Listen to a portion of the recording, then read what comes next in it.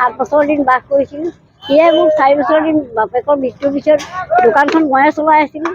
আজি এতিয়া মোৰ জীৱিকাৰ পথটো আৰ্জন হৈ আছিলে। আজিৰ পৰা মোৰ জীৱিকাৰ পথটো মই অগৰীৰ নিচিনা জীৱন কটাব লাগিব।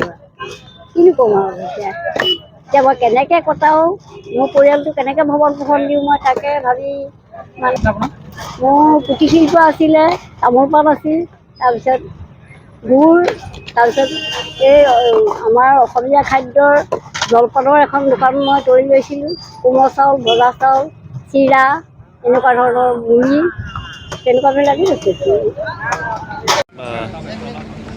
ৰেলৱে প্ৰশাসন আৰু আমাৰ মহকুমা প্ৰশাসন লগতে জিলা প্ৰশাসনৰ লগত মিলিহে কৰা হৈছে আৰু বহুদিনীয়া এইটো আগৰে বহুদিনীয়া মানে এটা প্লেন এটা আছিলে, কাৰণ ইয়াতে ডাবল ট্ৰেক হ'ব আৰু সেই মৰ্মে আমাৰ মহকুমাধিপতিৰ আদেশ মৰ্মে আজি এই উচ্ছেদ অভিযানটো চলোৱা হ'ল। আৰু এইখিনি ৰেলৱেৰ মাটি, একচুৱেলি ৰেভিনিউ মাটি নহয়। আমি আগতে প্ৰায় 4-5 দিনমান আগতে জৰীপ কৰিলোঁ। জৰীপ কৰি দেখা পালোঁ যে প্ৰায় 20-25খনমান দোকান, এইফালে চাগে 10-15খনমান দোকান, আৰু আপোনাৰ সেইটো চাইডে ৰেলৱে সেইটো চাইডে 6-8খনমান দোকান যাব মানে পৰিব।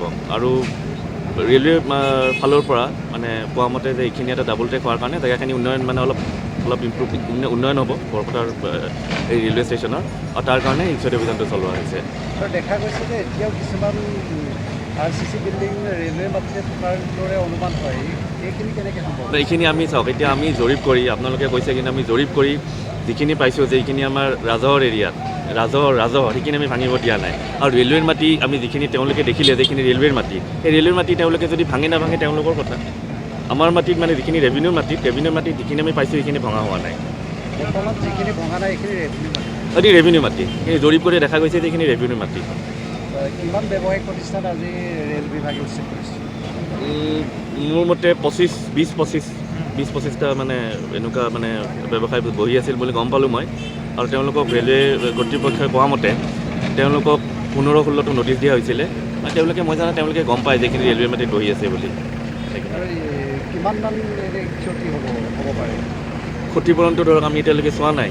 যিখিনি মানুহখিনিক আগতে অৱগত কৰোৱা হৈছিল, সেই মানুহখিনিয়ে আগতীয়াকৈ বস্তুখিনি নিলেই গোটেইখিনি। তো ক্ষতি যেতিয়া ধৰক যিখিনি ৱাল ভাঙিছে বা যিখিনি আপোনাৰ এই বেৰ ভাঙিছে, সেইখিনি ক্ষতিপূৰণটো এতিয়া আমি মানে উলিওৱা নাই সেনেকৈ।